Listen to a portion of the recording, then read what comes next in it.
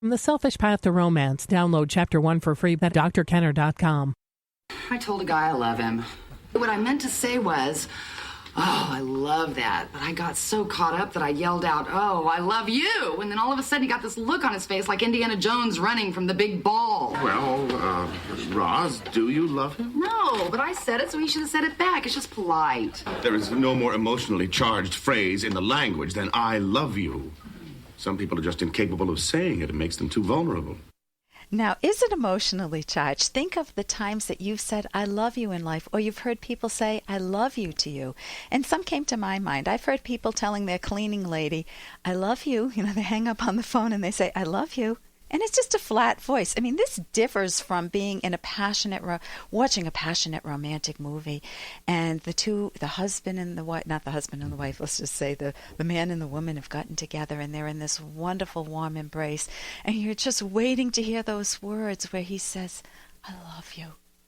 I love you. And she would return the words, and it's one of those high points in one's life, just seeing those moments, those treasured moments, or experiencing them in your own life.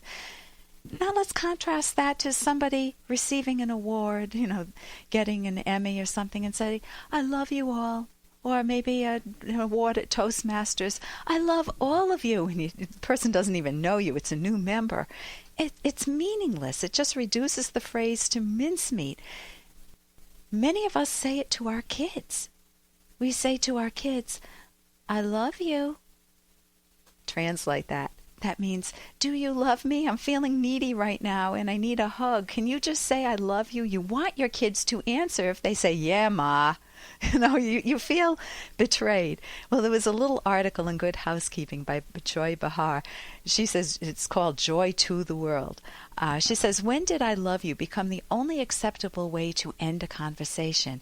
It's gotten to the point where those 3 words, I love you, have replaced goodbye. I overhear phone conversations that go something like this.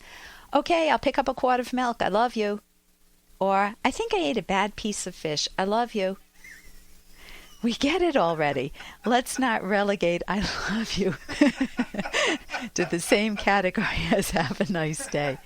And she ends it by saying the words I love you should be savored and saved and savored to maintain their importance. And then, of course, she has to end it by the way, I love you all. I'm Dr. Ellen Kenner. My show's The Rational Basis of Happiness. I'm a clinical psychologist. If you want to get on the line right now and ask me a question, you can. My number's toll-free, 1-877-DRKENNER. That's toll-free, 1-877-DR Dr. Kenner, DRKENNER.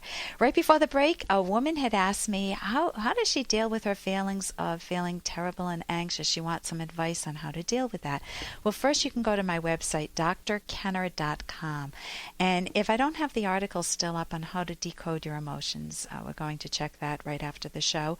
You can get the book Mind Over Mood, and there are many other books there that are excellent to help you figure out how to introspect. That's really what you're asking. What do I do with these emotions? And you don't just introspect.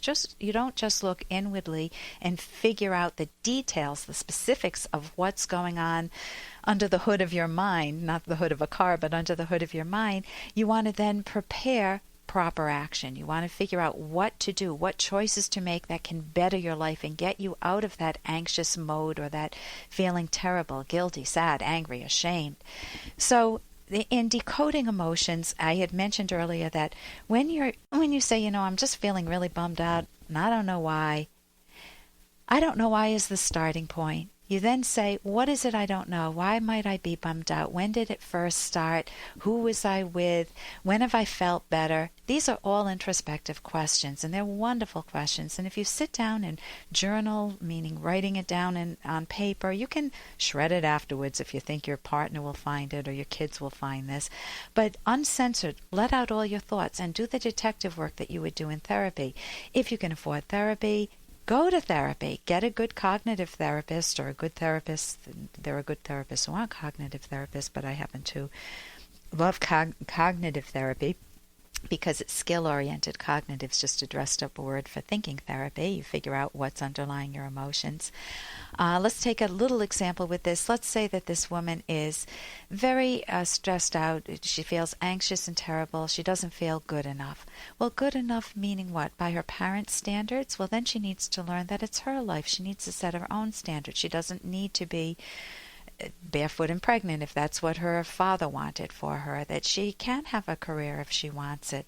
If she feels not good enough in parenting her kids and she isn't a good parent, then she needs to get better parenting skills, and she can read books on my website, drkenner.com, that I highly recommend, by Adele Faber and Elaine Maslish. If she feels she's not good enough because she's in an abusive relationship, then she would need to figure out an exit strategy. And sometimes that's not easy when you're dumping on yourself just the way your partner's dumping on you. If she feels not good enough because she's had failed relationships and doesn't know how to find a partner and how not to wreck the next relationship, then she can read some books or learn some skills on how to make herself more lovable and how to feel more confident and pick better partners, pick better, and not understand what mistakes she made the last time, assuming they were mistakes, and not to make them again. I'm Dr. Ellen Kenner, and it's always great to figure out how to understand your own mind, and that's what I do on my show, The Rational Basis of Happiness. Now, here's the dilemma that Adrienne's in. She's the woman that has the problem of celebrating her birthday on the anniversary of the death of a co-worker's child. Dear Dr. Kenner, I recently started a job where I work with a very nice gal, Judy, and have been to her house for candle parties. I guess she sells candles. And I have found out that this is the 1-year anniversary of her son's death on my birthday. I don't know what to do with that day approaching. She's still very upset, to the point that she will just start crying, and I mean heaving. I can't imagine what it would be like if I were facing that. What can I do to help counsel this woman? I have even told the girls at the office, please don't send me flowers on my birthday. It's some sort of tradition that they send it to everyone. But I was told, don't be silly. What should I do? Please help me with helping her through this time. Adrienne. Adrienne, I hear that you have 2 questions. What can I do to counsel her? And the other is, what do you do about your birthday? So let's take the first one. What do you do to counsel her? I would say be absolutely true to yourself. If you feel really close to her, like a best friend connection, sometimes we feel that way with someone that we've met, then you can offer her a shoulder to lean on. You can say, Judy, if you need to talk to anybody about what you're going through, give me a call. I don't think I'll ever understand the intensity of the loss of a child, of the pain you're going through, but I'll be there to keep you company. And I would add the following statement. If I find it's too much for me, Judy, I'll let you know, and maybe that's an issue for therapy, because I don't want to pretend I'm your therapist. I don't have those skills.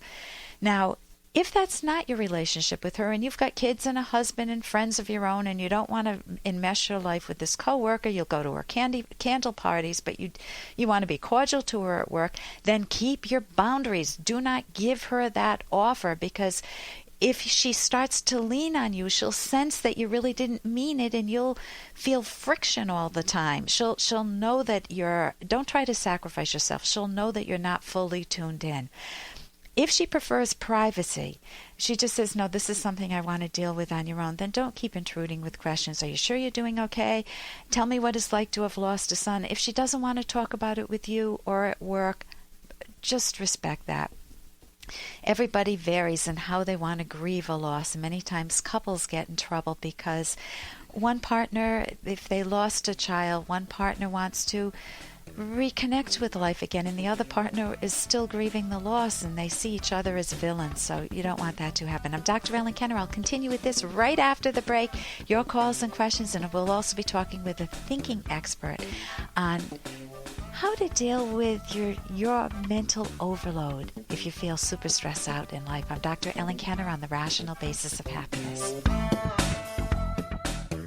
Here's an excerpt from The Selfish Path to Romance by clinical psychologist Dr. Ellen Kenner. Your first impression of any person is always an automatic emotional response to various cues, some of which you may not even be aware of at the time. Beyond what a person says, many cues are nonverbal, including tone of voice, facial expressions, laughter, eye contact, and body language. Intuitive reactions are, of course, very personal. If a man says to a woman he just met, "Hey, you're a cute babe," one woman would be repulsed, thinking subconsciously that the comment implied she was a brainless sex object. Another might be flattered, seeing it as a compliment to her attractiveness. Others might think the remark was humorous or perhaps trite and superficial, and so on. The same personal reactions also occur in response to nonverbal cues. You can download Chapter 1 for free by going to drkenner.com, and you can buy the book at amazon.com.